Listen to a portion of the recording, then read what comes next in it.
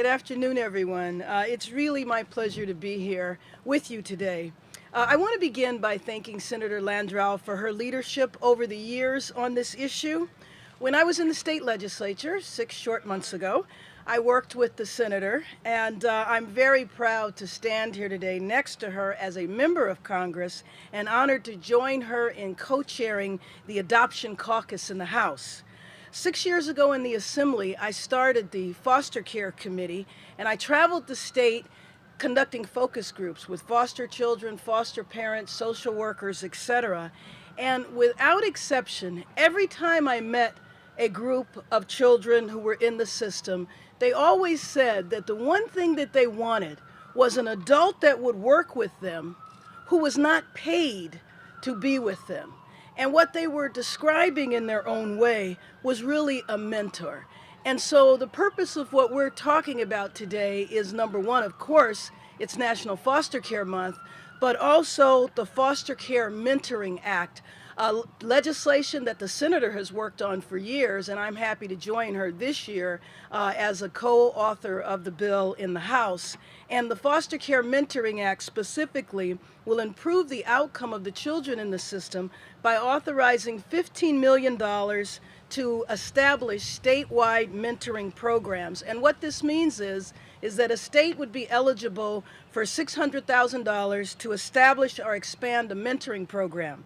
Another feature of the Mentoring Act is that $10,000 would be allowed for a college student in loan forgiveness if they would agree to volunteer as a mentor. You know, Sacramento is a partisan town just like Washington, D.C. But one thing I found in Sacramento, and I'm certainly finding in my short time here, is that foster care is a bipartisan issue. One thing that we agreed on in Sacramento is that when a government, whether it's a state, federal government, county, whatever, intervenes in a family and removes a child from the home, then that government becomes the parent.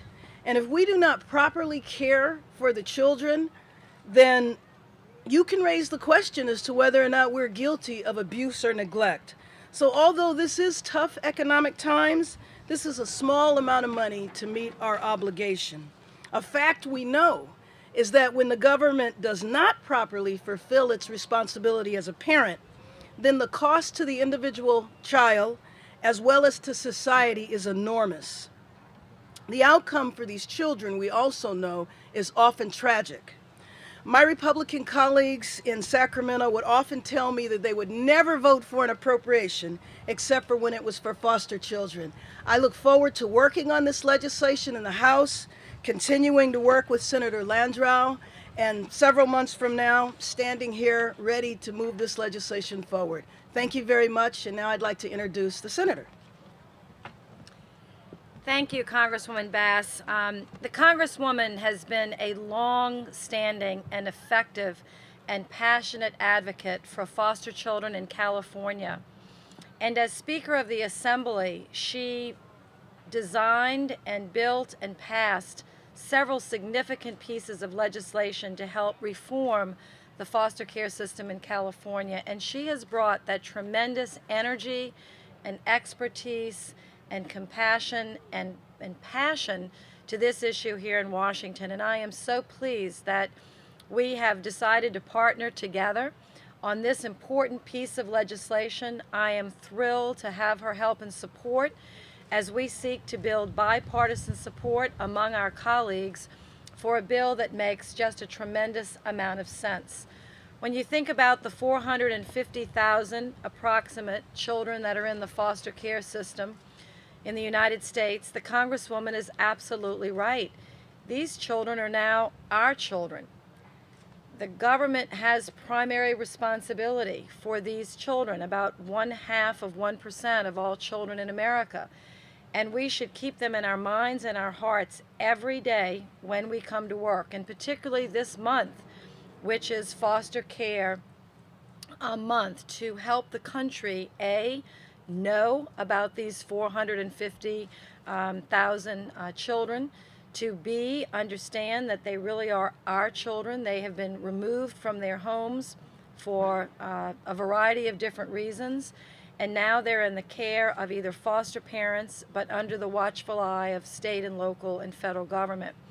One of the things, we need to do many things to reform and fix and support this system, but one of the things the Congresswoman and I want to focus on right now is creating an opportunity for mentors for these children. And there are some reasons why. I want to be brief, but I want to give you two. Now remember, before trying to identify mentors, our ultimate goal is to get these children reunited with the families that they were taken from by putting services to those families to cure whatever ills were there, whether it was alcoholism or violence that could be addressed or gross neglect. There are successful reunification models that exist, and we support that. If that fails, as the Congresswoman knows, we then try to provide a permanent family through adoption. So foster care should be temporary. In fact, it's the law that children should spend no more than 18 months in foster care. We passed a law about 6 years ago to that effect, and the states are complying with it in various forms and fashions.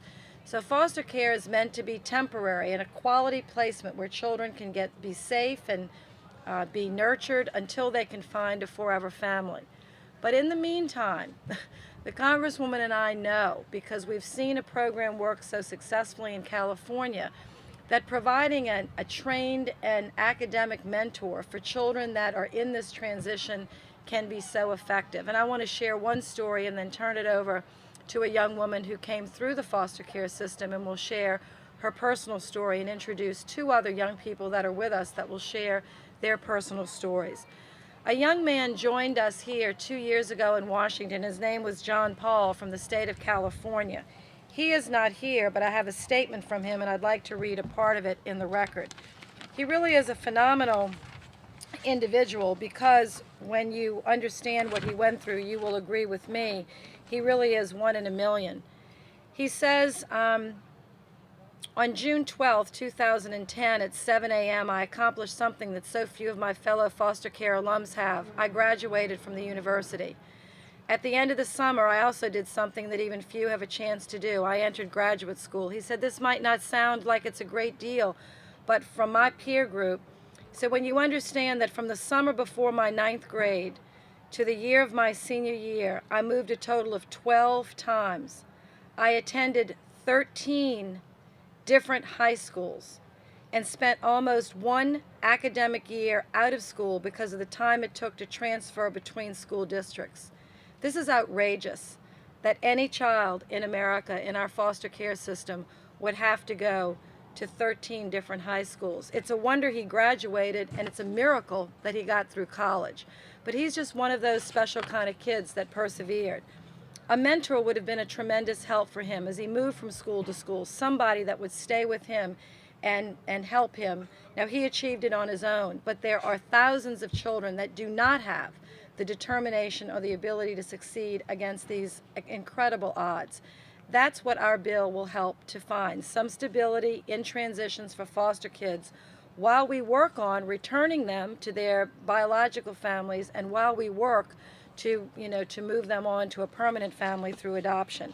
So that is one of the things that our bill will address. The program has been piloted successfully in California. This will give us an opportunity to expand it to quality programs nationwide. And at this time, I'd like to introduce Betty Krupa, who works for me and has for the last 2 years. We're very proud of Betty and what she's accomplished. I'd like her to come forward with her testimony. Thank you very much. Hi, yes, my name is Betty Krupa, and thank you all for your time today coming, and thank you Senator Landrieu, and thank you Representative Bass, and thank you Larissa and Eric Lulo, who are fellow alumni of the foster care system. I stand here today with Eric Lulo and Larissa Pike, who are survivors of the foster care system and advocates for this important improvement, to bring about awareness and highlight National Foster Care Month. I'm speaking on behalf of my fellow sisters and brothers who are currently in care, the foster families, social workers, court representatives, and lawmakers who all face the challenges of helping the nearly 450,000 children who are currently in care in the United States. This is an astonishing statistic, and that can be decreased with the help of people like you and me. One of the many ways you can get involved is by becoming a mentor for youth. I informally had a mentor who helped me enter care for the final age of 11 after spending my toddler years back and forth between foster homes and my birth parents.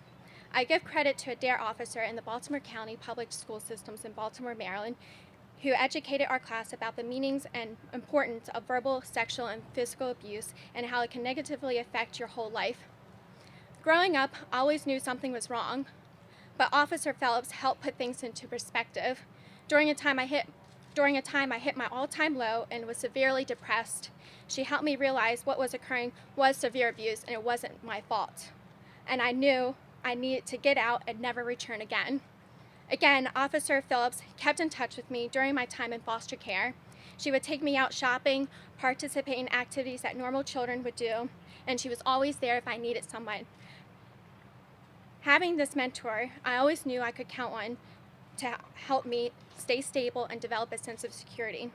I had a pretty okay foster care experience compared to my brother, who did not have a mentor, who was placed in 15 different homes, had multiple school settings, social workers, and eventually aged out and committed suicide.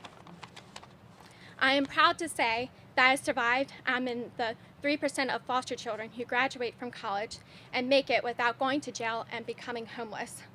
Thank you to my social workers, foster moms, court representatives, and a special recognition to my adoptive parents, Susan O'Quan Krupa and Jose Krupa, who adopted me at the age of 14, who have always been there for me, and to Senator Landrieu for taking me on her staff to fight for what we both believe in so passionately. I'd like to end with my favorite quotes I learned from my experiences in foster care. A bend in the road is not the end of the road unless you fail to make the turn. So when something does not go the way you plan, it's up to you and I to lead a new direction. Change is constant and we cannot live without it. But children need a permanent person in their life for stability, and they're not looking for perfection. So love unconditionally and make a difference in a child's life. Again, thank you, and please join me with Eric and Larissa after this event to answer questions, and we'll be available for press interviews as well. Thank you.